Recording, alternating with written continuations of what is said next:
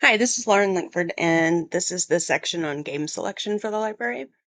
In the text, games are defined as recreational or educational activities involving one or more persons and which involve a combination of skill, strategy, and chance.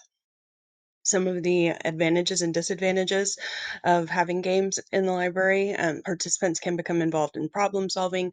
Some games offer realistic environments. Participation generates a high degree of interest. Students receive immediate feedback. And some games can help by motivating and supporting attitudinal changes. I like the way they phrase that. Some disadvantages are that games can be very time consuming. There's a limited number of players that can go at one time. Some games have parts that can be easily lost or damaged. Students may want to gamble or dispute wins or losses, and some teachers may not think that there's a lot of learning value in games, and they may question why you have it in the library. So, selection criteria for your games. I said that durability, of course, is a huge one to make sure that it's something that's going to last, to make sure that you have room for packaging and storing of the games, that games can have pieces replaced if something gets lost or broken.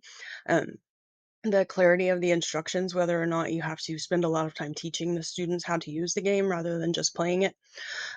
Make sure that it's appropriate for the intended audience, like the pieces can be manipulated by the kids at the correct age level, and whether or not it requires a computer or uses library equipment, then the cost as well, of course, cost.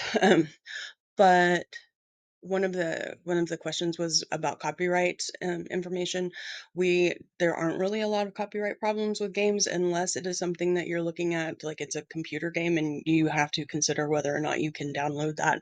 Um, to multiple computers or share it. So that would be something to look at.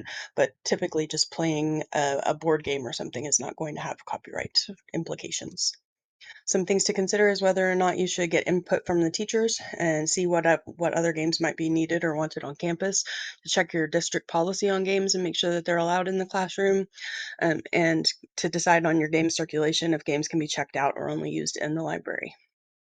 And then I included just a list of some of the games that we have in my library, which has really saved our bacon lately when we haven't had subs and they've just sent kids to the library to sit and we've gotten to have them play something wonderful. Thank you very much. That's the section on games.